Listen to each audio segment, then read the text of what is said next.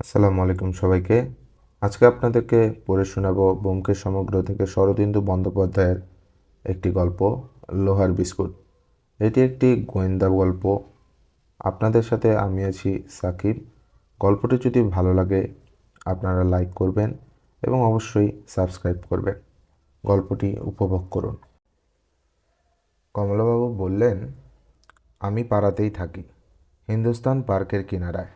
আপনাকে অনেকবার দেখেছি, আলাপ করবার ইচ্ছে হয়েছে কিন্তু সাহস হয়নি। আজ একটা সূত্র পেয়েছি, তাই ভাবলাম এই ছুতোই আলাপটা করে নিই। আমার জীবনে একটা ছোট্ট সমস্যা এসেছে। সমস্যা? ব্যোমকেশ সিগারেটের কৌটা এগিয়ে দিয়ে বলল, বলুন বলুন। অনেকদিনও বস্তুর মুখদর্শন করিনি। গ্রীষ্মের একটি রবিবার সকালে ব্যোমকেশের কেয়াতলার বাড়িতে বসে কথা হচ্ছিল। কমলবাবুর চেহারাটি নারুগোপালের মতো, কিন্তু মুখের ভাব চটপটে, বুদ্ধি সমৃদ্ধ। তিনি হাসি মুখে একটি সিগারেট নিয়ে ধরালেন, তারপর গল্প আরম্ভ করলেন। আমার নাম কমল কৃষ্ণ দাস। কাছেই ভারত কেন্দ্রীয় ব্যাংকের শাখা আছে, আমি সেখানকার ক্যাশিয়ার। বছর দেড়েক আছে পুরুলিয়া থেকে বদলি হয়ে এখানে এসেছি। কলকাতায় এসেই মুশকিলে পড়ে গেলাম, কোথাও বাসা খুঁজে পাই না। শেষ পর্যন্ত একটি লোক তার বাড়ির নিচের তলায় একটি ঘর ছেড়ে দিল। ফ্যামিলি আনা হলো না। স্ত্রী আর মেয়েকে পুরুলিয়া রেখে একলা বাসায় উঠে এলাম। বাড়িওয়ালার নাম অক্ষয় মণ্ডল। বাড়িটি দোতলা, নিচের তলায় দুটি ঘর, ওপরে দুটি। যাতায়াতের রাস্তা আলাদা। অক্ষয় মণ্ডল দোতলায় একলা থাকে, কিন্তু তার কাছে লোকজনের যাতায়াত আছে। মিষ্টভাষী লোক, কিন্তু কী কাজ করে বুঝতে পারলাম না। মাঝে মাঝে আমার ঘরে এসে গল্প সল্প করতো, কিন্তু আমাকে কোনো দিন দোতলায় ডাকতো না। পড়শিদের সঙ্গেও যাতায়াত ছিল না। আমাদের ব্যাংকে ওর একটা চালু খাতা ছিল। যা হোক, এইভাবে মাস তিনেক কাটার পর একদিন একটা ছুটির দিনে আমার অফিসের একজন সহকর্মী বন্ধুর বাড়িতে রাত্রে নেমন্তন্ন ছিল। ফিরতে রাত হয়ে গেল। বাসায় ফিরে দেখি অক্ষয় মণ্ডল দোতলা থেকে নেমে এসে সিঁড়ির দরজায় তালা লাগাচ্ছে। তার পায়ের দুপাশে দুটি সুটকেস। বললাম, এ কি, এত রাতে কোথায় চললেন? আমায় দেখে অক্ষয় মণ্ডল কেমন হকচকিয়ে গেল। তারপর সুটকেস দুটো দু হাতে নিয়ে আমার কাছে এসে দাঁড়ালো। একটু গাঢ় গলায় বলল, কমলবাবু, আমাকে হঠাৎ বাইরে যেতে হচ্ছে। কবে ফিরব কিছুই ঠিক নেই। দেখলাম তার চোখ দুটো লাল হয়ে রয়েছে। বললাম, সে কি, কোথায় যাচ্ছেন? তার মুখে হাসির মতো একটা ভাব ফুটে উঠল। সে বলল, অনেক দূর। আচ্ছা চলি। আমি অবাক হয়ে দাঁড়িয়ে রইলাম। সে কয়েক পা গিয়ে আমাকে থমকে দাঁড়ালো। তারপর ফিরে এসে বলল, কমলবাবু, আপনি সজ্জন ব্যাংকে চাকরি করে। আপনাকে একটা কথা বলে যাই। 7 দিনের মধ্যে আমি যদি ফিরে না আসি, আপনি আমার পুরো বাড়িটা দখল করবেন। আপনাদের ব্যাংকে আমার অ্যাকাউন্ট আছে। মাসে মাসে 150 টাকা ভাড়া আমার খাতায় জমা দেবেন। আচ্ছা। অক্ষয় মণ্ডল চলে গেল। আমি স্তম্ভিত হয়ে কিছুক্ষণ দাঁড়িয়ে রইলাম। তারপর বিস্ময়ের চটকা ভেঙে খেয়াল হলো, অক্ষয় মণ্ডল তার দোরের চাবি আমাকে দিয়ে যায়নি। সে যা হোক, আজ তো বাড়িটা পাওয়া যেতে পারে, এই আশায় মন উৎফুল্ল হয়ে উঠল। মনে হলো অক্ষয় মণ্ডল অগস্ত্য যাত্রা করেছে, আর শিগগিরই ফিরবে না। পরদিন সকালে স্ত্রীকে চিঠি লিখে দিলাম, সংসার গুটিয়ে তৈরি থেকো, বাসা পাওয়ার সম্ভাবনা আছে। আশায় আশায় 2 দিন কেটে গেল। তিনি দিনের দিন গন্ধ বেরোতে আরম্ভ করলো। বিকট গন্ধ, মরা পচা গন্ধ। গরমের দিনে মাছ মাংস পচে গিয়ে যেরকম গন্ধ বেরোয়, সেরকম গন্ধ আসছে। সন্দেহ হলো, পুলিশে খবর দিলাম। পুলিশ এসে তালা ভেঙে উপরে উঠল। আমিও সঙ্গে সঙ্গে গেলাম। গিয়ে দেখি বীভৎস কাণ্ড। ঘরের মেঝের ওপর একটা মরা হাত পা ছড়িয়ে পড়ে আছে, তার কপালে একটা ফুটো। সে রাত্রে আমি যখন নেমন্তন্ন খেতে গিয়েছিলাম, সেই সময় অক্ষয় মণ্ডল লোকটাকে গুলি করেছে। তারপর দামি জিনিসপত্র, টাকাকড়ি, সুটকেস পুড়ে নিয়ে কেটে পড়েছে। দেখতে দেখতে একপাল পুলিশ এসে বাড়ি ঘিরে ফেলল। লাশ ময়নাতদন্তের জন্য পাঠানো হলো। দারোগাবাবু আমাকে জেরা করলেন। তারপর খানাতল্লাশ আরম্ভ হলো। নিরপেক্ষ সাক্ষী হিসেবে পাড়ার একটি ভদ্রলোক এবং আমি সঙ্গে রইলাম। খানাতল্লাশে কিন্তু বিশেষ কিছু পাওয়া গেল না। কেবল একটা দেরাজের মধ্যে কয়েকটা লোহার পাত দিয়ে তৈরি কৌটার মতো জিনিস পাওয়া গেল। সিগারেটের প্যাকেটে রুপোলি তবকের মধ্যে যেমন সিগারেট মোড়া থাকে, অনেকটা সেই রকম লম্বাটে ধরনের তবক, খুব পাতলা লোহা দিয়ে তৈরি, কিন্তু অভ্যন্তর ভাগ শূন্য। দারোগাবাবু সেগুলো নিয়ে চিন্তিতভাবে নাড়াচাড়া করলেন, কিন্তু হালকা লোহার মোড়ক কোন কাজে লাগে বোঝা গেল না। যা হোক, সেদিনের মতো তদন্ত শেষ হলো, পুলিশ চলে গেল। আমার মনে কিন্তু অস্বস্তি লেগে রইল। 3-4 দিন পরে থানায় গেলাম। সেখানে গিয়ে খবর পেলাম মৃত ব্যক্তির পরিচয় জানা গেছে। আঙ্গুলের ছাপ ও অন্যান্য দৈহিক চিহ্ন থেকে প্রকাশ পেয়েছে যে মৃত ব্যক্তির নাম হরিহর সিং। দাগে আসামি ছিল, মাদকদ্রব্য এবং সোনার উপর চোরা কারবার করত। অক্ষয় মণ্ডলের সঙ্গে কোনো সূত্রে তার যাতায়াত ছিল তা জানা যায়নি। অক্ষয় মণ্ডলের নামে হুলিয়া জারি হয়েছে, তখন সে এখনও ধরা পড়েনি। কর্পূরের মতো উবে গেছে। থানা থেকে ফেরার সময় ভয়ে ভয়ে প্রশ্ন করলাম, পুরো বাড়িটা তাহলে আমি দখল করতে পারি? দারোগাবাবু বললেন, স্বচ্ছন্দে। আসামি যখন ফেরার হবার আগে আপনাকে তার বাড়ির হেফাজতে রেখে গেছে, তখন আপনি থাকবেন বৈকি। তবে একটা কথা, যদি আসামির সারা শব্দ পান তৎক্ষণাৎ থানায় খবর দেবেন। তারপর প্রায় বছরখানেক ভারী আরামে কেটেছে। স্ত্রী আর মেয়েকে নিয়ে এলাম। সারা বাড়িটা দখল করে দিব্যি হাত পা ছড়িয়ে বাস করছি। বাড়ির ভাড়া মাসে মাসে অক্ষয় মণ্ডলের খাতায় জমা করে দিই। তার টেবিল চেয়ার ইত্যাদি ব্যবহার করি বটে, কিন্তু আলমারি, বাক্স, কাবার্ড হাত দিই না। পুলিশ খানাতল্লাশ করার পর যেমনটি ছিল তেমনই আছে। হঠাৎ 2 মাস 2 আগে এক ফেসাদে উপস্থিত হলো। সকালবেলা নিজের ঘরে বসে কাগজ পড়ছি, একজন অপরিচিত লোক এলো, তার সঙ্গে একটি স্ত্রীলোক। ভদ্র শ্রেণীর মধ্যবয়স্ক পুরুষ। স্ত্রীলোকটি সধবা। পুরুষ স্ত্রীলোকটির দিকে আঙ্গুল দেখিয়ে বলল, এ হচ্ছে অক্ষয় মণ্ডলের স্ত্রী। আমি ওর বড় ভাই। এতদিন আমি ওকে পুষেছি, কিন্তু আর আমার পোষবার ক্ষমতা নেই। এবারও স্বামী বাড়িতে থাকবে, আপনাকে বাড়ি ছেড়ে দিতে হবে। মাথায় বজ্রপাত। ফ্যাল ফ্যাল করে চেয়ে রইলাম। তারপর বুদ্ধি গোজালো, বললাম, অক্ষয়বাবুর স্ত্রী আছেন? তা কোনোদিন শুনিনি। যদি আপনাদের কথা সত্যি হয়, আপনি আদালতে গিয়ে নিজের দাবি প্রমাণ করুন, তারপর দেখা যাবে। কিছুক্ষণ বকাবকি কথা কাটাকাটির পর তারা চলে গেল। আমার সন্দেহ হলো এরা দাগাবাজ, চোর, ছলছুতো করে বাড়িটা দখল করে বসতে চায়। আজকাল বসতবাড়ির যেরকম ভাড়া দাঁড়িয়েছে, ফোকটে বাসা পেলে কে না ছাড়ে। থানায় গিয়ে খবরটা জানিয়ে এলাম। দারোগাবাবু বললেন, অক্ষয় মণ্ডলের স্ত্রী আছে কি না আমাদের জানা নেই। যা হোক, আমরা যদি আসে ছলছুতো করে থানায় নিয়ে আসবেন। আমরা বাড়ির ওপর নজর রাখব। আমার পিস্তল আছে, তাছাড়া একটা কুকুর পুষেছি, হিংস্র পাহাড়ি কুকুর, নাম ভুটো। আমার হাতে ছাড়া কারোর হাতে খায় না। আমি ব্যাংকে যাবার সময় তার শেকল খুলে দিই, রাত্রিরে তাকে ছেড়ে দিই, সে বাড়ির পাহারা দেয়। ভুটো ছাড়া থাকতে বাড়িতে চোর ছেচর ঢোকার ভয় নেই। ভুটো তাকে চিবিয়ে খেয়ে ফেলবে। তবু এই ঘটনার পর মনে একটা অস্বস্তি লেগে রইল। অক্ষয় মণ্ডল লোক ভালো নয়, হয়তো নিজে আড়ালে থেকে কোনো কুটিল খেলা খেলেছে। দিন 10 পরে একখানা বেনামি চিঠি পেলাম, পাড়া ছেড়ে চলে যায়ও, নইলে বিপদে পড়বে। পাড়া মানেই বাড়ি। থানায় গিয়ে চিঠি দেখলাম। দারোগাবাবু বললেন, চেপে বসে থাকুন, বলবেন না, আপনার বাসার ওপর আমি পাহারা দিচ্ছি। তারপর থেকে এই 1.5 মাস আর কেউ আসেনি, উড়ো চিঠি পাঠাইনি। এখন বেশ নিরাপদ বোধ করছি। কিন্তু একটি সমস্যার উদয় হয়েছে। এই সমস্যার সমাধানের জন্যই আপনার কাছে আসা। দারোগাবাবুর কাছে যেতে পারতাম, কিন্তু তিনি হয়তো এমন উপদেশ দিতেন না যা আমার পছন্দ হতো না। ব্যাপারটা এই, ব্যাংক থেকে আমার 1 মাসের ছুটি পাওয়া হয়েছে। আমার স্ত্রীর অনেক দিন থেকে তীর্থে যাবার ইচ্ছা। হরিদ্বার, ঋষিকেশ এইসব। ব্যাংকের একটি সহকর্মীও আমার সঙ্গে ছুটি নিয়ে কুন্ডু স্পেশালে বেড়াতে বেরোচ্ছেন।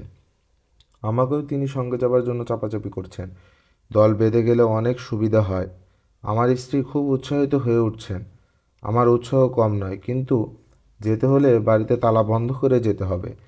ভুটোকেও মাসখানেকের জন্য একটা ক্যানেলে ভর্তি করে দিতে হবে। বাড়ি অরক্ষিত থাকবে। মনে করুন এই ফাঁকে অক্ষয় মণ্ডলের বউ মানে ওই স্ত্রীলোকটা যদি তালা ভেঙে বাড়িতে ঢুকে বাড়িতে দখল করে বসে, তখন আমি কি করব? অক্ষয় মণ্ডলের মৌখিক অনুমতি ছাড়া আমার তো কোনো হক নেই। তবে আমি দখলে আছি। আমাকে বেদখল করতে হলে ওদের আদালতে যেতে হবে। কিন্তু ওরা যদি দখল নিয়ে বসে, তখন আমি কোথায় যাব? এই আমার সমস্যা। নিতান্তই ঘরোয়া সমস্যা, আপনার নিরীক্ষার উপযুক্ত নয়। তবু রথ দেখা কলা বেচা দুইই হবে। এই মতলবে আপনার কাছে এসেছি। এখন বলুন, বাড়িখানি রেখে আমাদের তীর্থযাত্রা করা উচিত হবে কিনা? ব্যোমকেশ খানিকক্ষণ গালে হাত দিয়ে বসে রইল। শেষ বলল, আপনাদের তীর্থযাত্রায় বাধা দিলে পাপ হবে। আবার বাড়ি বেহাত হয়ে যাওয়া বাঞ্ছনীয় নয়। আপনার জানাশোনার মধ্যে এমন মজবুত লোক কি কেউ নেই যাকে বাড়িতে বসিয়ে তীর্থযাত্রা করতে পারেন? কই, সেরকম কাউকে দেখছি না। সকলেরই বাসা আছে। যাদের নেই তাদের বাসাতে সাহস হয় না। শেষে খাল কেটে কুমির আনবো। তাহলে চলুন আপনার বাসাটা দেখে আসি। ব্যোমকেশ উঠে দাঁড়ালো। কমলাবাবু উৎফুল্ল চোখে চাইলেন। যাবেন? কি সৌভাগ্য! চলুন চলুন, বেশি দূরে নয়, একটু বসুন। বেশি দূর না হলেও রোদ বেশ কড়া। একটা ছাতা নিয়ে আসি। ব্যোমকেশ ভিতরে গিয়ে ছাতা নিয়ে এলো। ছাতাটি বেশ ব্যোমকেশের প্রিয় ছাতা, অতিশয় জীর্ণ, লোহার বাট এবং কামানিতে মরচে ধরেছে। কাপড় বিবর্ণ এবং বহু ছিদ্রযুক্ত। এই ছাতা মাথায় দিয়ে রাস্তায় বেরোলে নিজে অদৃশ্য থেকে সন্দেহভাজন ব্যক্তির অনুসরণ করা যায়। ফুটো ফিয়ে বাইরের লোককে দেখা যায়, কিন্তু বাইরের লোক ছাতাধারী মুখ দেখতে পায় না, সত্যান্বেষীর উপযুক্ত ছাড়া। চলুন। কমলাবাবুর বাসা ব্যোমকেশের বাড়ি থেকে মিনিট পাঁচেকের রাস্তা। মাঝে মাঝে এ পথ দিয়ে যাবার সময় বাড়িটি ব্যোমকেশের চোখে পড়েছে। ছোট দোতলা বাড়ি, কিন্তু একটি বিশেষত্বের জন্য দৃষ্টি আকর্ষণ করে। সমস্ত ছাদ লোহার ডান্ডা ছাত্রী দিয়ে ঢাকা, যেন প্রকাণ্ড একটা লোহার খাঁচা। বাইরে থেকে কোনো মতেই ছাদে ওঠা সম্ভব নয়। আসুন। ছাতা মুড়ে ব্যোমকেশ বাড়িতে ঢুকলো। কমলবাবু প্রথমে তাকে নিচের তলায় বসবাস ঘরে নিয়ে গেলেন। সেখানে একটি শতরঞ্জি ঢাকা তক্তপোষ ও দুটি ক্যাম্বিসের চেয়ার ছাড়া আর বিশেষ কিছু নেই। ব্যোমকেশ ঘরের চারদিকে চোখ ফেরালো। সে যেন একটা সূত্র খুঁজছে, কিন্তু এই নগ্নপ্রায় ঘরে কোনো আঙ্গুলি নির্দেশ পাওয়া গেল না। সে বলল, নিচের তলায় আরেকটা ঘর আছে। না, আছে। ঘরটা অক্ষয় মণ্ডলের আমলে ব্যবহার হতো না। আমি ওটাকে রান্নাঘর করেছি। দেখবেন? দরকার নেই। আপনার স্ত্রী বোধহয় এখন রান্নাবান্না করছেন। চলুন উপরতলাটা দেখা যাক। চলুন। ঘরের লাগাও একটা সরু বারান্দার শেষে ওপরে ওঠার সিঁড়ি।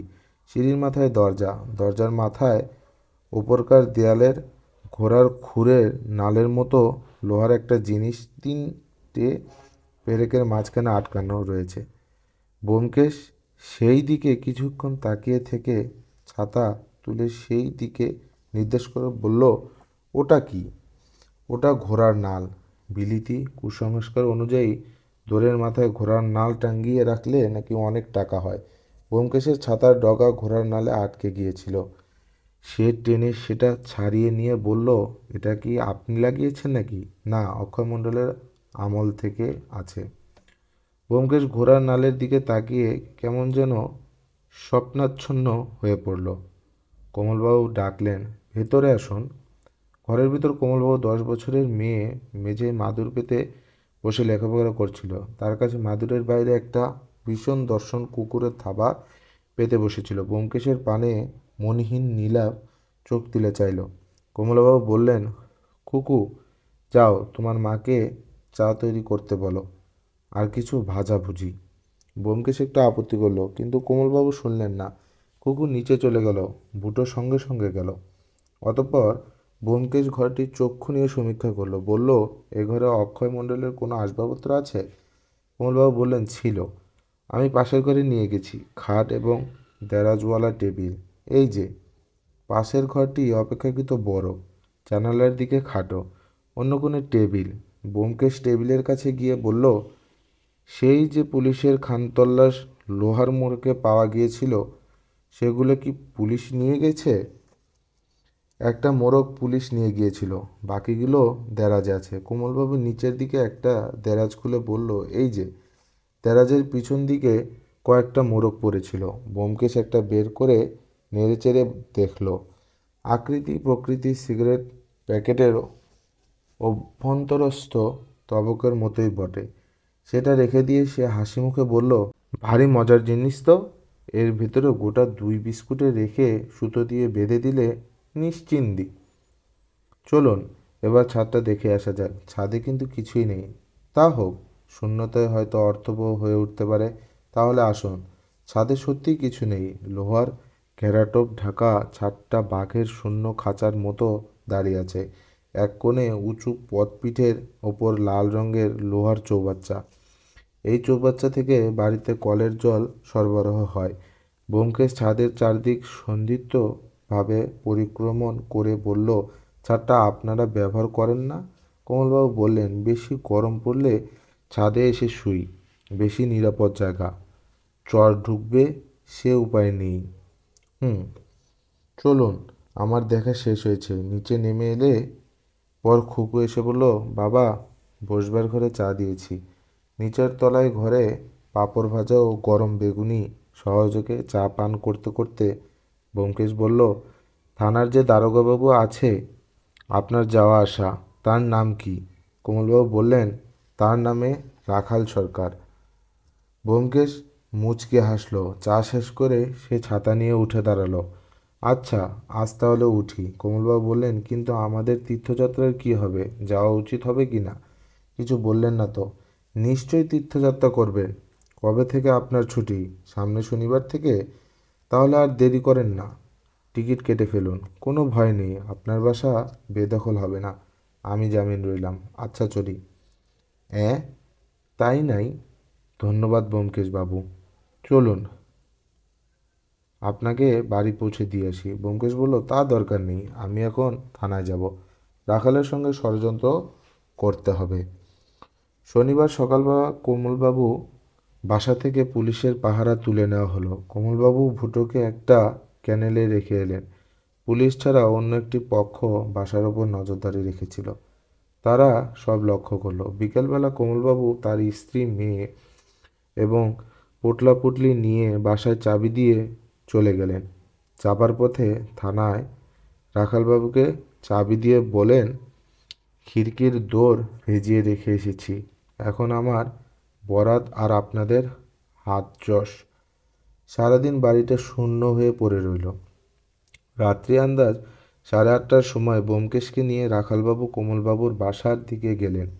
দুজনের পকেটেই পিস্তল এবং বৈদ্যুতিক টর্চ।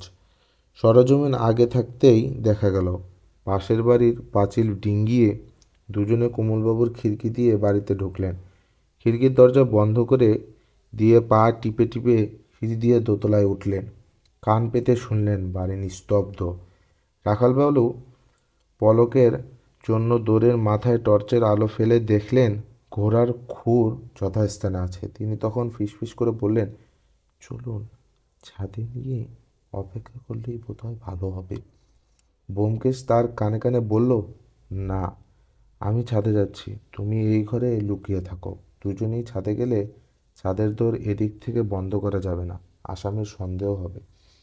বেশ, আপনি ছাদে গিয়ে লুকিয়ে থাকুন, আমি দোর বন্ধ করে দিচ্ছি। ব্যোমকেশ ছাদে উঠল। রাখালবাবু দরজার হুড়কো লাগিয়ে নেমে এলেন।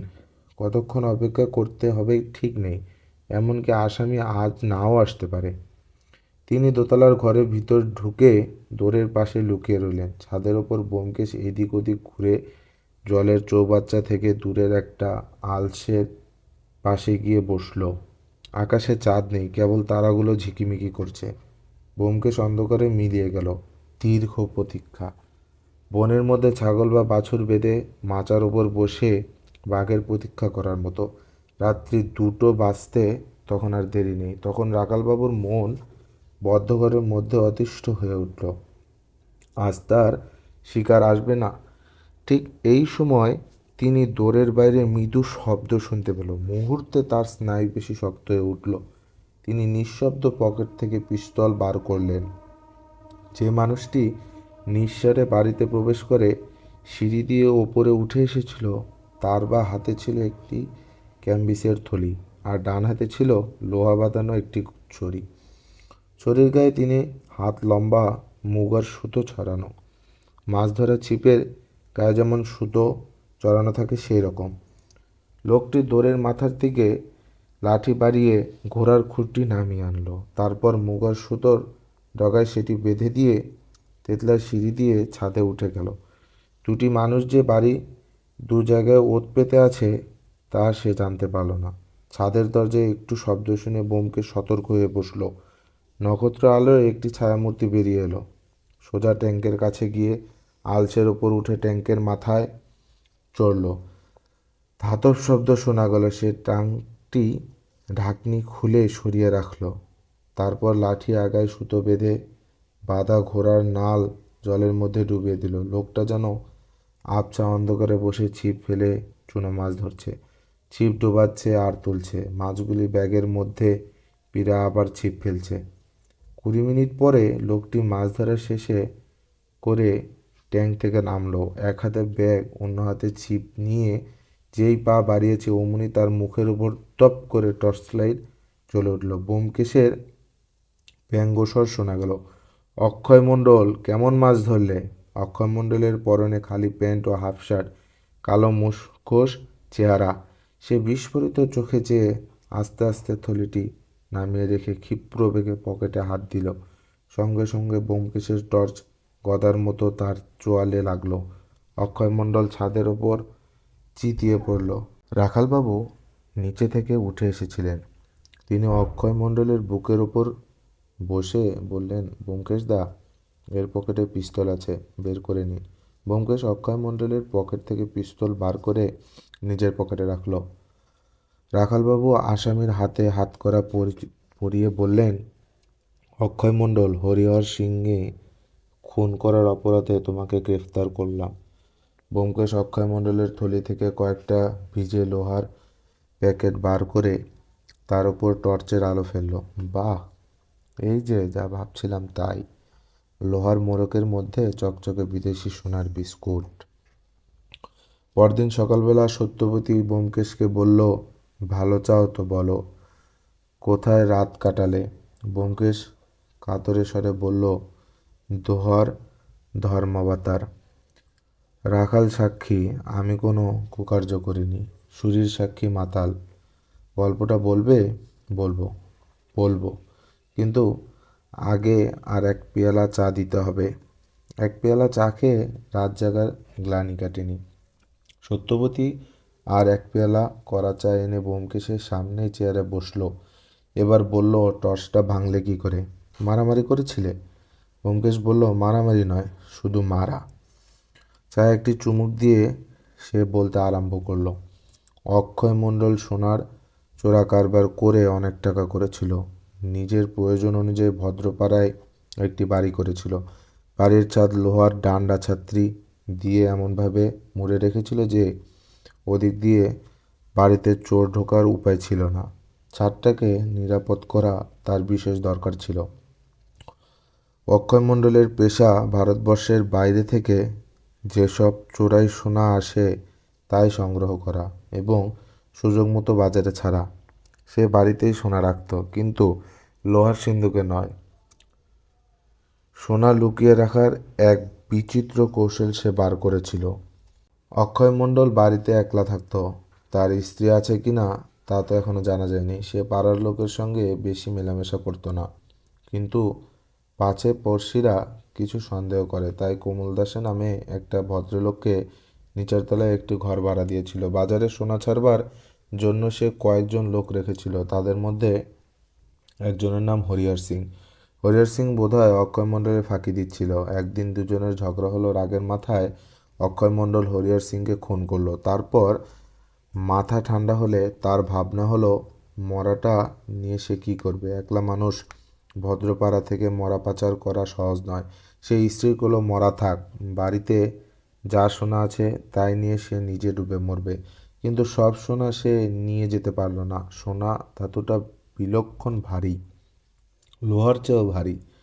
তোমরা স্ত্রী জাতি সারা গায়ে সোনার গয়না বয়ে বেড়াও, কিন্তু সোনার ভার কত বুঝতে পারো না। 10 হাত কাপড়ে কাছে নেই। সত্যবতী বলল, আচ্ছা আচ্ছা, তারপর বলো। অক্ষয়মণ্ডল ডুব মরবার কয়েকদিন পরে লাশ বেরুলো, পুলিশ এলো, কিন্তু খুনের কিনারা হলো না। অক্ষয়মণ্ডল খুন করেছে তাতে সন্দেহ নেই, কিন্তু সে নিরুদ্দেশ। কমলবাবু সারা বাড়িটা দখল করে বসলেন। অক্ষয়মণ্ডল নিশ্চয়ই কলকাতায় কোথাও লুকিয়েছিল, কয়েক মাস চুপচাপ রইল, কিন্তু বাড়িতে যে সোনা লুকানো আছে যেগুলো সে সরাতে পারেনি, সেগুলো উদ্ধার করতে হবে। কাজটি সহজ নয়। কমলবাবুর স্ত্রী এবং মেয়ে সর্বদা বাড়িতে থাকে, তাছাড়া একটি ভয়ঙ্কর হিংস্র কুকুর আছে। অক্ষয়মণ্ডল ভেবেচিন্তে এক ফন্দি বার করলো। একটি স্ত্রীলোককে বউ সাজিয়ে এবং একটা পেটোয়া লোককে তার ভাই সাজিয়ে অক্ষয়মণ্ডল কমলবাবুর কাছে পাঠালো। বউকে বাড়ি ছেড়ে দিতে হবে। অক্ষয়মণ্ডল ফেরারি খুনি হতে পারে, কিন্তু তার বউ তো কোনো অপরাধী করেনি। কমলবাবু কিন্তু শুনলেন না, তাদের হাঁকিয়ে দিলেন।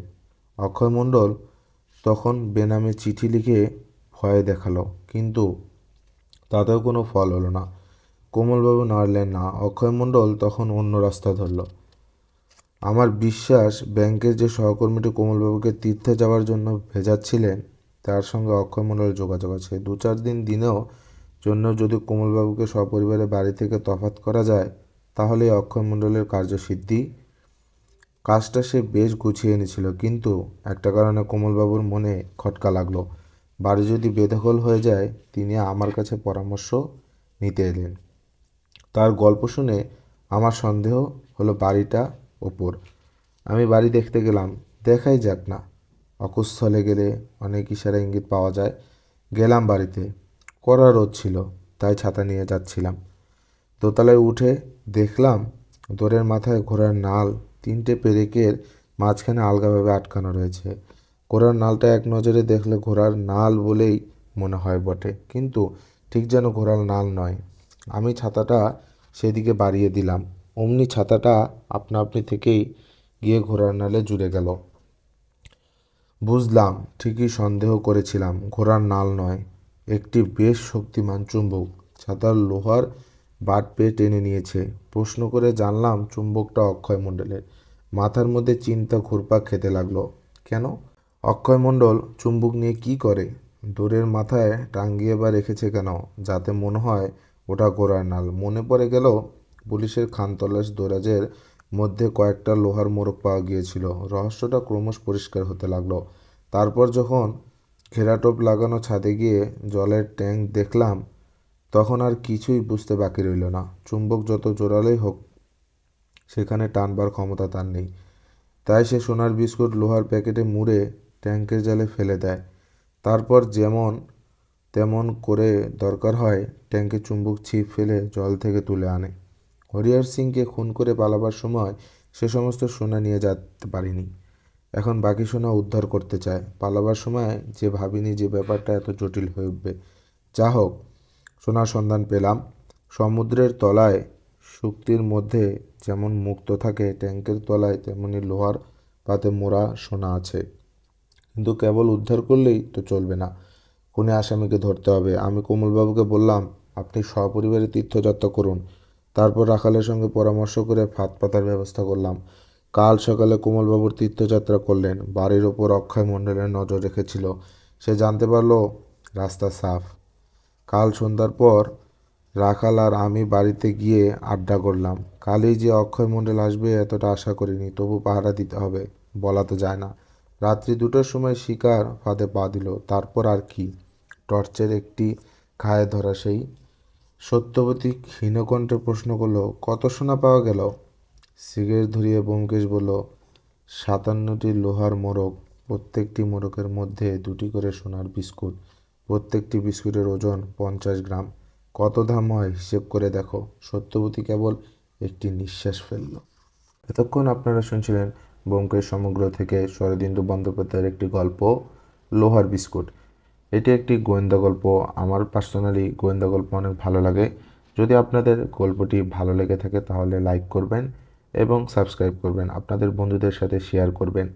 আপনাদের সাথে থাকার জন্য ধন্যবাদ। আল্লাহ হাফেজ।